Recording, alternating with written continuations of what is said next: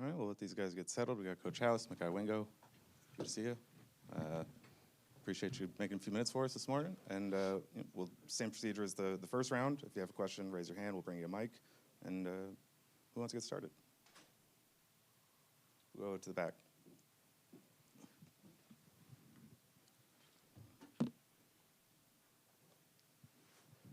Morning, Coach House. Happy New Year. How are you managing all the defensive linemen that you aren't going to have in this game in terms of your starters, and what challenges does their rushing game have? Yeah, well, first of all, they're excellent at running the football. We all know that. Got a talented back, good scheme. But I'm excited. We got next man up mentality, and we got solid guys that have performed over the course of the season, and we got some young guys that have embraced the opportunity and really embraced the preparation. So excited to see those guys compete. To bounce off that, obviously you know what you have in Makai, but who are you most looking forward to, I guess, kind of seeing get more opportunities on that defensive line in this? I think Jacoby and Guillory's had a great week of preparation, really a great couple weeks. Savion's been solid all year. It's an opportunity for him to get more snaps, and he's been productive in the snaps he's played. Certainly excited to see Quincy play. So, it's a great opportunity. Go down in front here, and then also down in front here. Along that line, when Mason Smith went down on the first drive of the season, just what did you see from Makai and, I guess, Jaquelin as well to kind of carry that workload from start to finish? Yeah, I think the number one thing that you saw was a don't flinch mentality.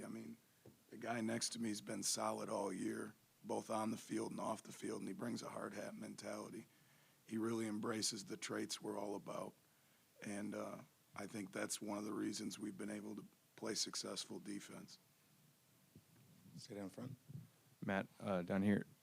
Harold Perkins, what do y'all see for him kind of moving forward into the offseason, going back inside, continuing to kind of be this versatile piece all over the place? What do you kind of see for his future? Yeah, that's the great thing about Harold is he is versatile, right?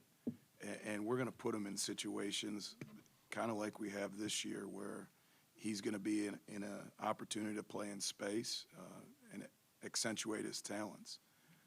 As I've said earlier, the great thing about him is the sky's the limit. He's just now scratching the surface of learning football and how to play the game. Right here in the aisle here. Right. Sorry. Back? Sure, we'll go to the back, then to the aisle. Coach, since Mason Smith's injury, it seems like he goes to everything. He's here with the team, participating. How much some guys disappear when they get hurt? How much are you impressed by that? His commitment to team? Yeah, Mason's a special guy, and he loves ball, and he loves his teammates. He loves the brotherhood. Certainly, that's a special thing, and I think, kind of like you alluded to, he is a little bit different, and he wants to be there. He's constantly learning. If there's a way to improve when you're hurt, it's to learn mentally, and I think he's done that. Hey, Coach. With a guy like Terrence Walsh, how has he sort of developed throughout the year, and is he sort of could he help you out in this weekend's game? Sure, he potentially absolutely could, and he's a guy that kind of has had the natural progression, right? You want to see a true freshman come in and make a difference on special teams, and at the end of the year in particular, he's played really well there. He's developed over the course of the year, so if his numbers called, we're confident that he can go in and make plays. Go to the riser and then back up front. During a new scheme, of course, physical reps are always key, but with guys like Mason Smith and Seven Banks, how do you prepare them to adjust? Can you repeat that question again? So in a new scheme, physical reps are always key. You want guys to be able to go through the motions and experience it, but with injured guys like Seven Banks and Mason Smith, how do you help them adjust to it? Yeah, I think that's where the meeting room's so important, and learning on the field through mental reps as you're watching your teammates.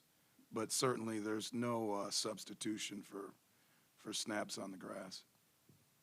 Down in front here. Me. Makai, you were, a freshman All-SEC guy at Missouri. How much do you feel like your game grew this year, now that you've kind of had a whole season in the books as a sophomore? I would say it grew tremendously, honestly.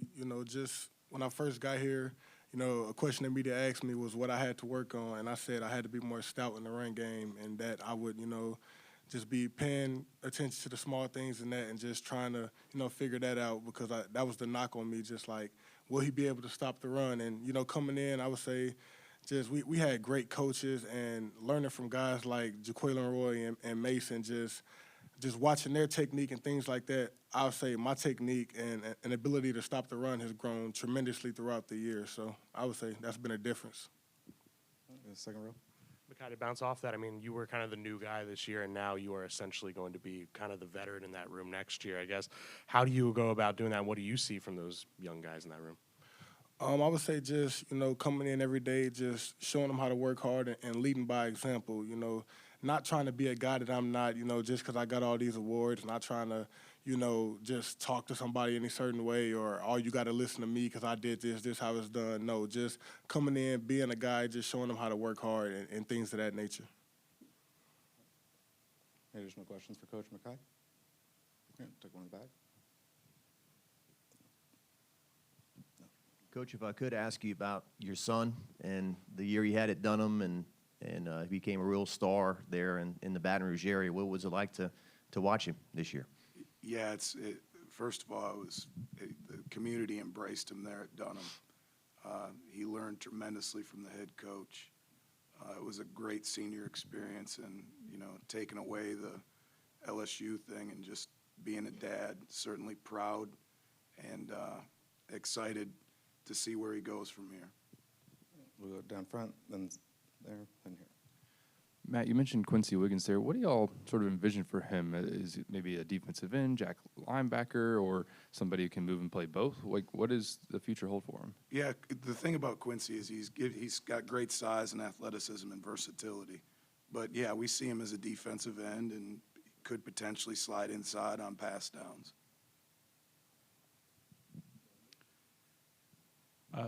Mackay, obviously you made a decision to transfer and you have certain hopes and aspirations. Did you imagine all this, that you being an All-American selection and you guys winning the West and going to the championship game? Did you imagine the season that you've had personally or that y'all have had as a team? When I was making a decision to transfer, I would say this is definitely something that I imagined, just, being able to come here and play on a bigger stage and just with the dream they told me when I was, during the recruiting process, it was definitely, we wanted to win a national championship here.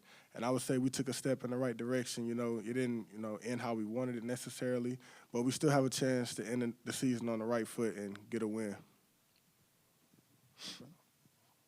Coach, curious, just defensive back, y'all took a ton of transfers going into this past season. What was the toughest part of making that work, and how do you think they did? Do you think they kind of exceeded expectations in terms of kind of really coming through for y'all in some big games? Absolutely, and I'll be honest with you, I love how those guys have bought into each other. I've loved how they've grown together. Probably the biggest challenge isn't necessarily scheme. It's learning how to play with another guy. Mackay will tell you that. There's a certain chemistry that only snaps can take. You learn personalities as you play, and personalities on the field aren't necessarily the same personality off the field. And really proud of how those guys have put their personal egos aside and bought into the team. One in the back, one in the front. Mackay, Nathan Rivas with News 6 CBS in Orlando. I know you just mentioned about getting that last win. How important is it to get this final win this season? How excited are you just to play on January 2nd? I'm very excited. And I'll say every time we get an opportunity to go on the field, we want to put the best product on the field. So it's very important for us to get the win, just for the vibe in the locker room and to transition into next year. So it's very important. All right, we'll take two more up here and then one in the back. Matt, just curious what you saw out of Greg Penn this season. It seemed like he evolved toward the end of the year in particular. What do you want him to continue to work on into the offseason? Yeah, I think the thing that Greg did is he became more consistent as a player. More productive and more consistent, and he can take the next jump. As we go into the off season, he's going to grind through, changing his body, becoming a little more leaner, and growing as a player in the mental part of the game. But certainly pleased with the trajectory Greg has taken. We'll go down here, and then we'll close up at back. Matt, what is the most enjoyable or rewarding thing about, going from the NFL back to college and being at this level again? Yeah, the relationships. I mean, you get to be around these guys in a different way. The NFL, and don't get me wrong, there's some great things about the NFL, but it's grown men and it's a 7 to 5 job. All right, here it's you get to know these guys in a deeper way and help them through different things. And I think that's been the most fun thing to be a part of. And then also, boy, just the challenge of learning and building a program and learning from Coach Kelly. It's been a blessing. Coach, after working with Brian Kelly, to your right, I'm sorry, in the back. Thanks.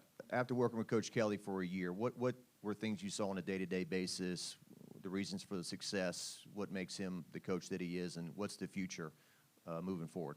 Well, I think, first of all, the thing about Coach Kelly is he's tremendous at building an organization.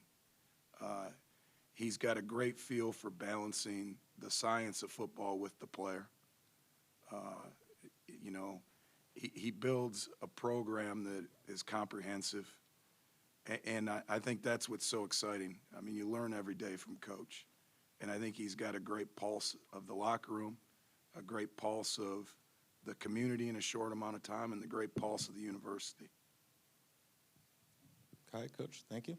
Appreciate your time, and we'll see you out there on Monday. Thanks. Appreciate you.